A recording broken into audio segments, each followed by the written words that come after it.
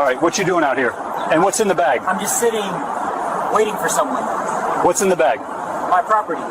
Funny how it's always the same profile sitting this close to a bank with a bag. Don't play dumb. People like you don't sit outside banks like this unless they're planning something. Like me? I'm not planning. The body cam footage doesn't begin with shouting. It begins with stillness. Midday sunlight bouncing off glass towers in the financial district. Traffic moving in steady waves. Pedestrians crossing at the light. The front doors of a large federal bank sliding open and closed every few seconds. Business as usual. Across from the bank entrance sits a metal public bench bolted into the sidewalk. And on that bench, a black man in his early 40s. Alone. Composed. Dark tailored jacket. Neutral slacks. Polished shoes. A leather messenger bag resting upright against his leg. Not hidden. Not clutched. Just placed neatly beside him. He checks his watch once. Looks at his phone. Types something briefly. Then goes still again. From a distance, nothing about him stands out. From inside a patrol car slowly rolling past, everything does. The body cam activates as the cruiser eases to the curb. Zoom stabilizes slightly. Focus locks onto the bench, the bag, the bank doors. The officer exhales once. Long. Suspicious. The cruiser stops. Engine hum fades. Door opens. Boots hit pavement. The body cam sways with purposeful strides across the sidewalk. No greeting. No introduction. The officer stops directly in front of the bench. What's in the bag? No hello. No context. Just accusation wrapped in a question. The man looks up slowly. Calm eyes. Excuse me? The bag? The officer repeats. What's in it? Personal belongings. That's vague. It's accurate. The officer shifts his stance, hand resting near his belt. You've been sitting here long? About 15 minutes. Waiting for what? A meeting. With who? That's private. The officer glances toward the bank entrance, then back to the bag. Funny how it's always your type sitting this close to a bank with a bag. There it is. Not implied. Not subtle. Said plainly. The man tilts his head slightly. My type? You heard me. A few pedestrians slow their pace, just enough to sense tension. Before we go any further, comment where you're watching from. Let's see how far this documentary travels. The man remains seated. This is a public bench. Across from a bank. Yes. With a bag? Yes. That's not coincidence. The man's tone stays even. What exactly are you suggesting? The officer leans closer. That you're casing the place? A pause. I'm not. Then why here? Because it's public. Banks get robbed, the officer spies, and it's usually someone who doesn't belong hanging around first. Doesn't belong? The officer gestures vaguely. You know what I mean. No, the man replies. Explain it. The officer's jaw tightens. You people always act confused. I'm not confused. I'm asking you to clarify. Stand up. For what purpose? Stand. Up. The man rises slowly, hands visible. The bag remains on the bench. Several people now openly watching. The officer circles slightly. You got ID? Yes. Let me see it. Am I being detained? You're being investigated. For sitting? For suspicious behavior. What behavior? Loitering to near a financial institution. That's not illegal. It can be when intent is involved. And what intent have you observed? The officer points at the bag. What's in it? A gun? Gloves? Mask? No? Then open it. No. That wasn't a request. It requires probable cause. The officer steps closer. It can't be a coincidence someone like you is parked outside a bank with a bag. The air tightens. Pedestrians stop walking. Phones subtly rise. The man keeps steady eye contact. And it can't be coincidence you approach me based on how I look. You're making this not about race. You already did. The officer's voice sharpens. You fit a pattern. What pattern? Single male, bag, close to a bank, watching. I've checked my phone twice. You've been scanning. For what? Opportunity. The man exhales slowly. I'm not planning to rob a bank. That's what they all say. The officer gestures toward the entrance again. Your kind thinks blending in makes you invisible. My kind? Don't twist my words. I'm quoting them. The officer's posture stiffens as he notices the gathering attention. You think this is a joke? No. You think I'm stupid? No. Then open the bag. No. The officer's tone drops lower. You want to make this difficult? I'm exercising my rights. You people always hide behind that. And you hide behind suspicion. A woman whispers nearby. He's just sitting there. The officer hears it, peels the eyes, and doubles down. You're too calm. That's not a crime. It is when you're planning something. I'm not. Then prove it. By surrendering my property without cause? Yes. No. The officer reaches toward the bag. The man steps slightly to block access. Don't touch it. Now you're interfering. With what? My investigation. What crime? Attempted bank robbery. There has been no attempt. Yet. The word lands heavy. The officer points toward the doors. I've seen this before. Someone like you sits close, watches traffic, times the exits. I'm waiting for someone. For who? That's not your concern. It is when you're this close to a bank. The man's voice remains steady. You approach me because of how I look. I approached you because you don't belong. On a public bench? In this spot. And who decides that? I do. Silence. Thick. The officer stares at the bag again, then at the man. This is your last chance, open it. No? Turn around. For what lawful reason? For resisting. I haven't resisted. You're refusing commands. I'm declining unlawful ones. The officer's breathing grows heavier. You people always think you're smarter than the system. And you always think suspicion equals guilt.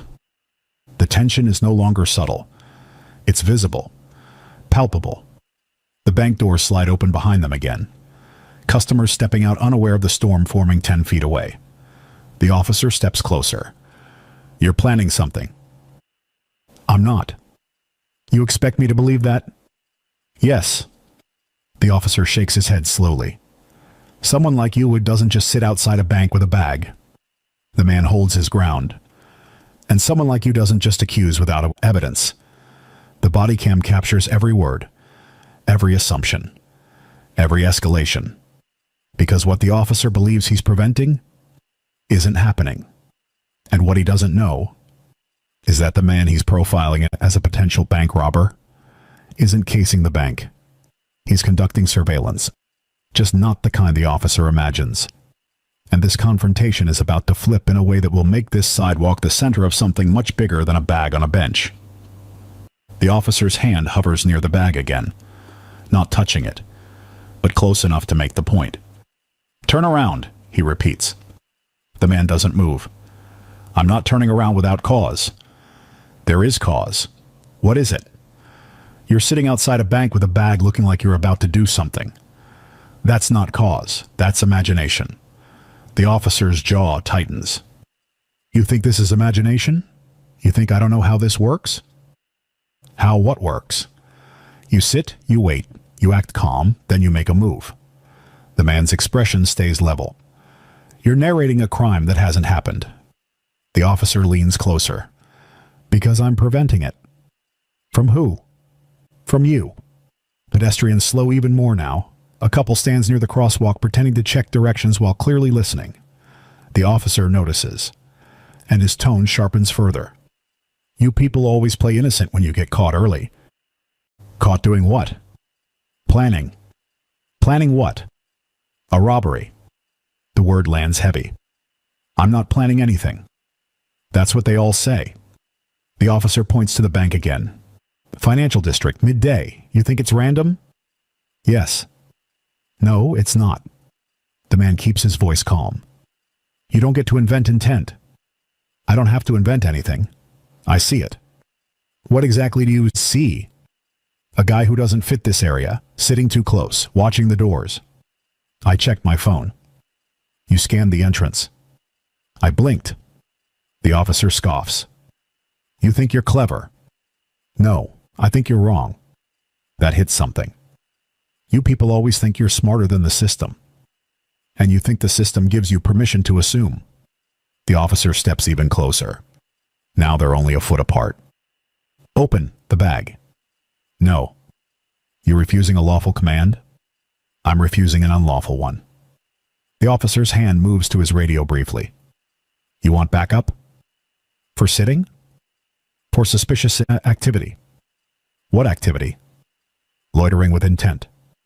Intent requires evidence. Intent requires instinct. That's not how the law works. The officer's eyes narrow. Don't lecture me about the law. Then don't ignore it. The tension thickens. A man across the street raises his phone higher now, clearly recording. The officer sees it. His posture stiffens. You recording? He snaps toward the bystander. The bystander shrugs. It's public. The officer looks back at the man on the bench. See, this is what your type does. Turns everything into a scene. I was sitting. You're escalating. You approached me. You match the description? What description? Male, alone, suspicious. That's not a description. It is when it fits. Fits what? Fits the pattern. Again. Pattern? The man exhales slowly. You keep saying that. Because it keeps being true. The officer points at the bag again. What's inside? Documents. For what? For work. What work? That's not your concern. It is if you're about to walk into that bank. I'm not walking into the bank. So why sit across from it? Because this bench exists. You're playing games. No, I'm answering your assumptions. The officer lowers his voice colder now. You know how many times we've seen guys like you sit near banks before something goes down? How many? Enough. And how many times were you wrong? The officer doesn't answer that. Instead, he gestures sharply. Hands where I can see them. They are. Higher. The man raises them slightly. Pedestrians fully stop now. Traffic light changes twice without people crossing. The scene is no longer subtle. It's a spectacle. You got a weapon? The officer asks. No? You sure? Yes. You expect me to take your word for it? Yes. The officer laughs dryly. Your kind always expects trust. And your kind never gives it. Silence. The officer's breathing grows heavier into the body cam mic. You know what I see? He says. What? A guy waiting for timing. For what timing? Security rotation, guard shift, crowd flow. You've built an entire crime in your head. I prevented crimes by thinking ahead, not by accusing random citizens. You're not random. Why? The officer hesitates a half a second. Then, because you don't belong here. The words are sharper this time. Clearer. Less coded. The man doesn't flinch. On a public sidewalk? In front of that bank. Ownership of space doesn't work like that. Today it does. The officer's hand brushes the bag. The man steps forward instantly. Don't touch my property. There it is. They're what? Defensive. Protective. Same thing. The officer grabs the strap lightly. Let go. No.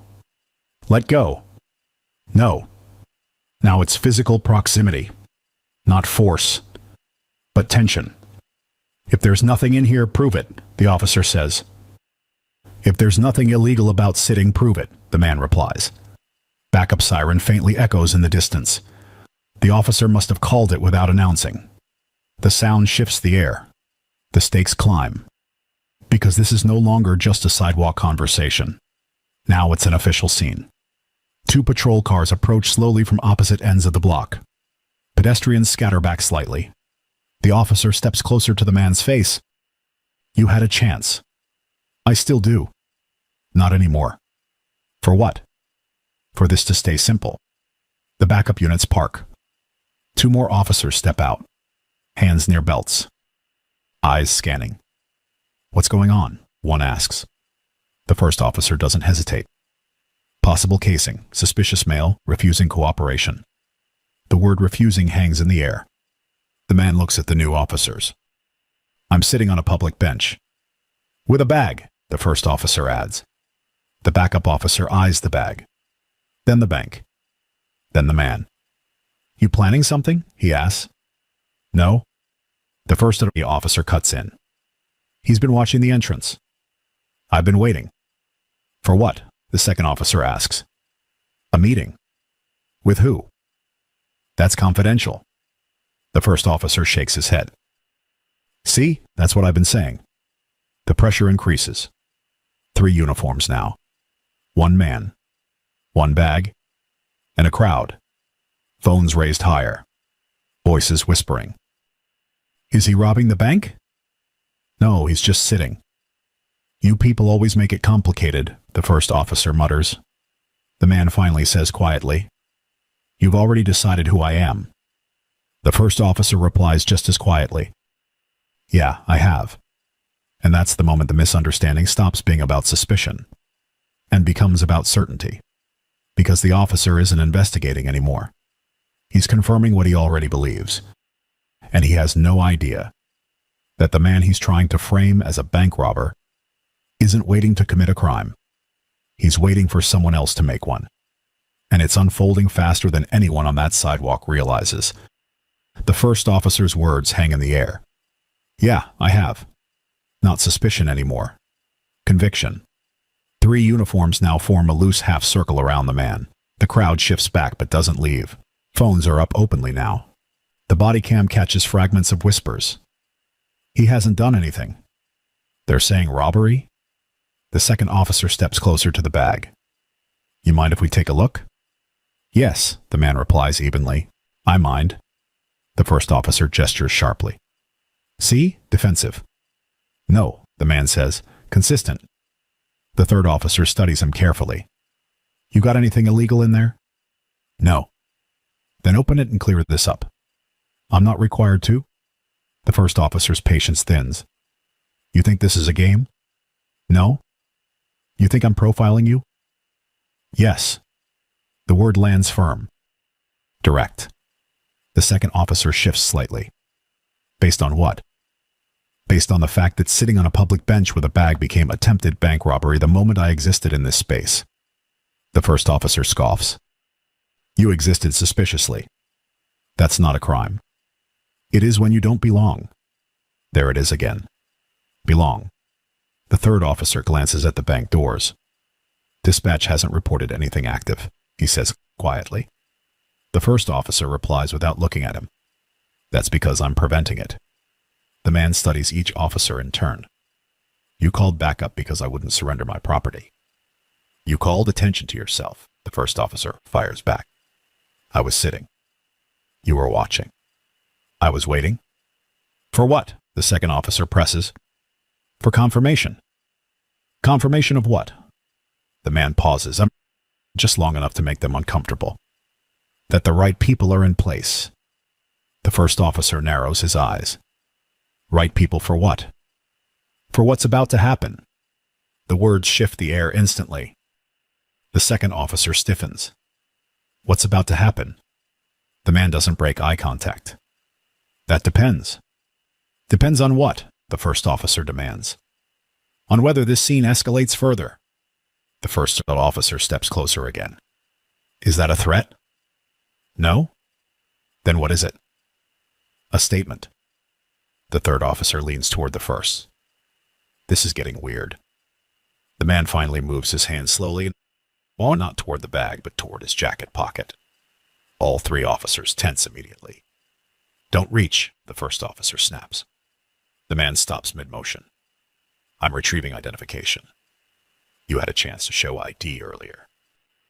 You didn't ask for this one. What does that mean? The second officer asks.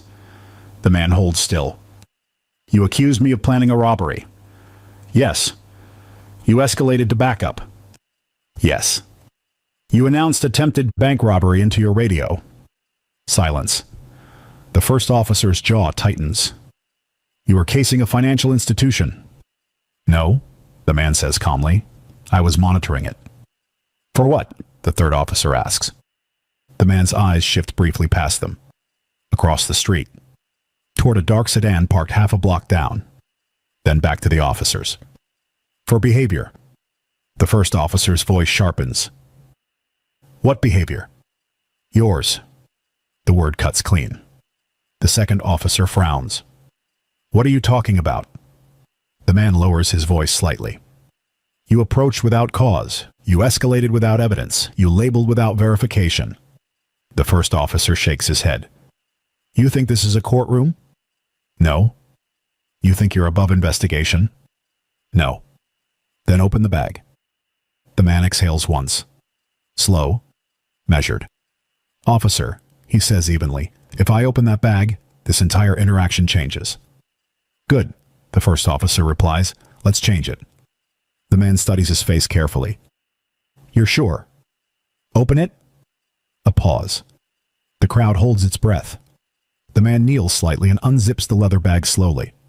Every officer leans forward instinctively. The body cam angle dips. Inside the bag, not a weapon, not gloves, not a mask. A sealed evidence folder. A small encrypted radio. A compact digital recorder. And a dark leather credential wallet. The first officer frowns. What is that? The man picks up the wallet slowly and flips it open. Gold shield? Federal insignia. Official seal. Special Agent Marcus Hale, he says calmly. Federal Bureau of Investigation. Silence detonates. Not loud, but total. The second officer blinks. The third officer steps back half a pace. The first officer doesn't move. That's not funny, he says. It's not a joke. You expect me to believe that? The man holds the credential steady. Call it in? The second officer immediately reaches for his radio. Dispatch, can you verify an FBI Special Agent Marcus Hale badge number? The man supplies it without hesitation. The seconds stretch. The crowd doesn't understand what's happening yet, but they feel the shift. The first officer's posture changes subtly. Less aggressive. More calculating. Dispatch crackles back. Unit on scene, confirmation received. Special Agent Marcus Hale assigned to Federal Financial Crimes Task Force. Undercover status active. The words land like gravity. Undercover. Active. The third officer steps fully back now. The second officer lowers his radio slowly. The first officer stares at the badge. Then at Hale. You're undercover? He asks quietly. Yes. For what?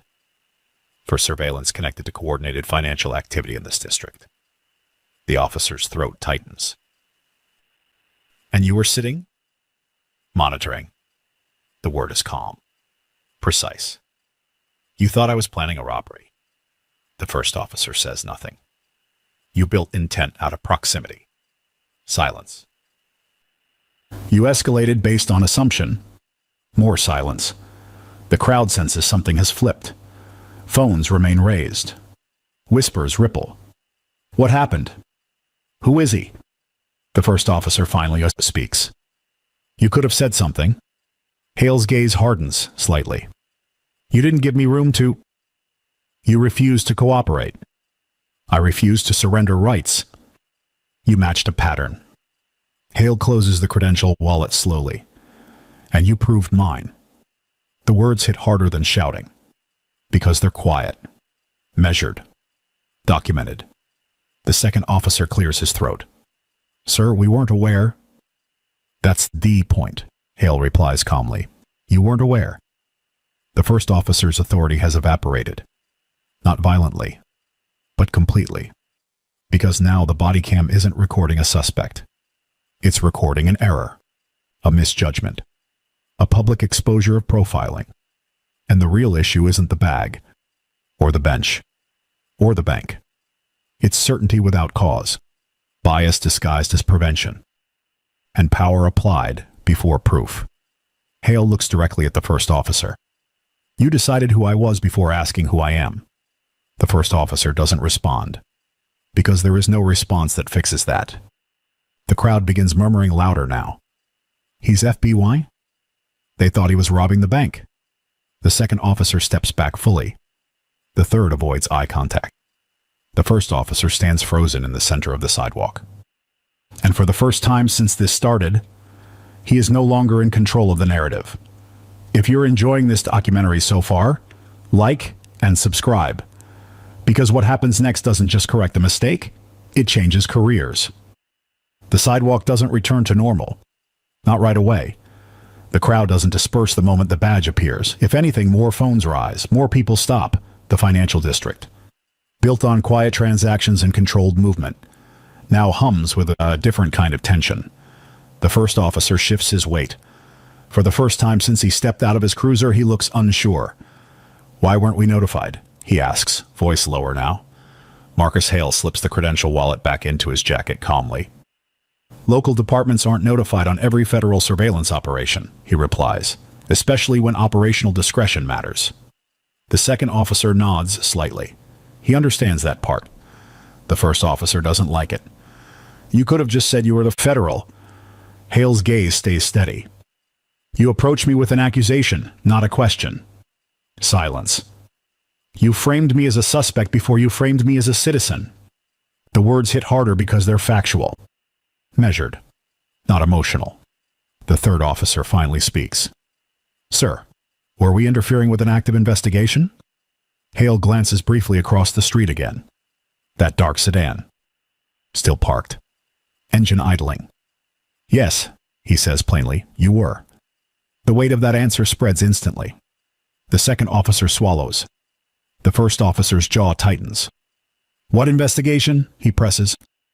Financial laundering tied to coordinated withdrawals and shell deposits, Hale replies.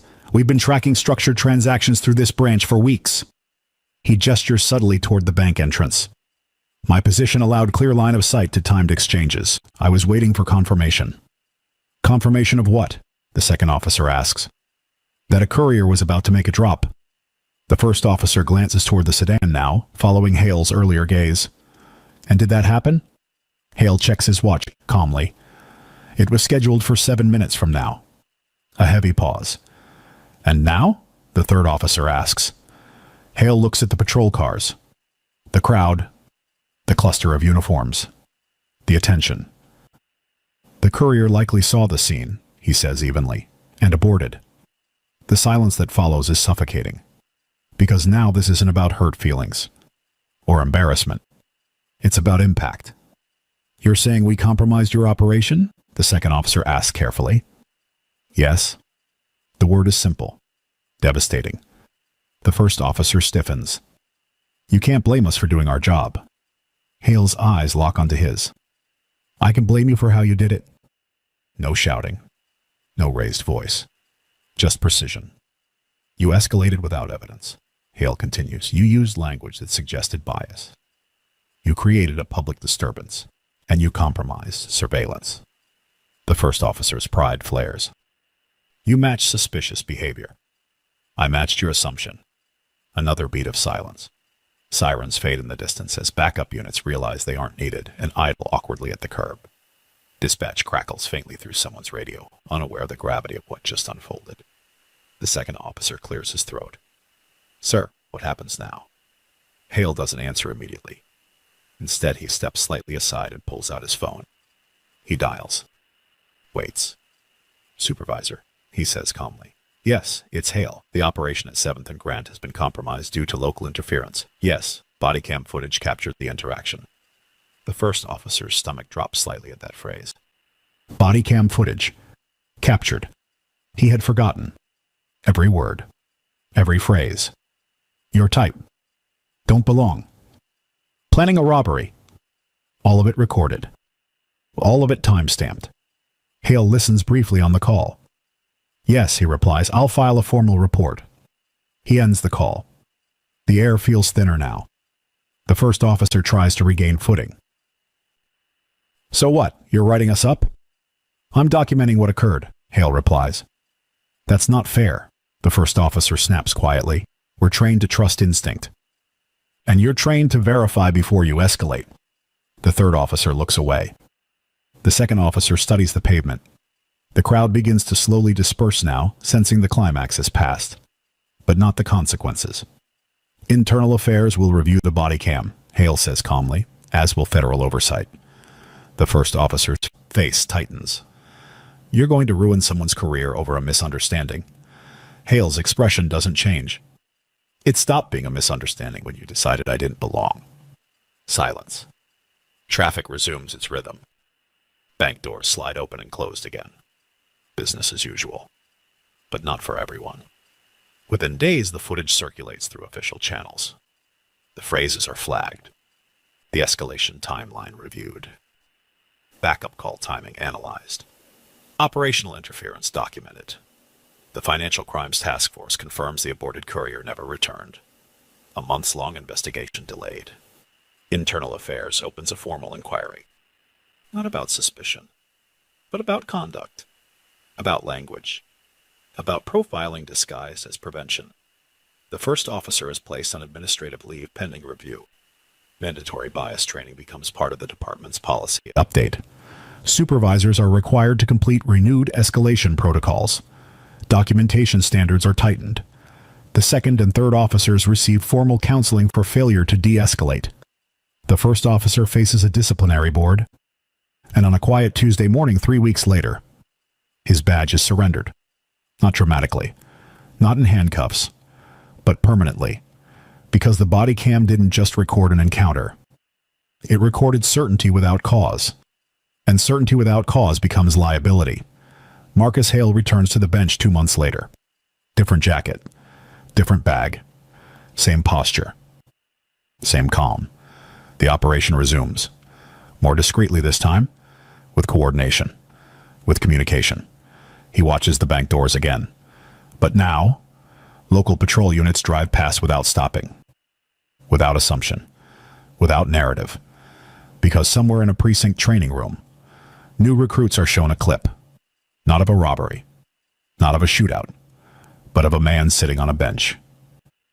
And an officer deciding who he was before asking. The lesson isn't about federal authority.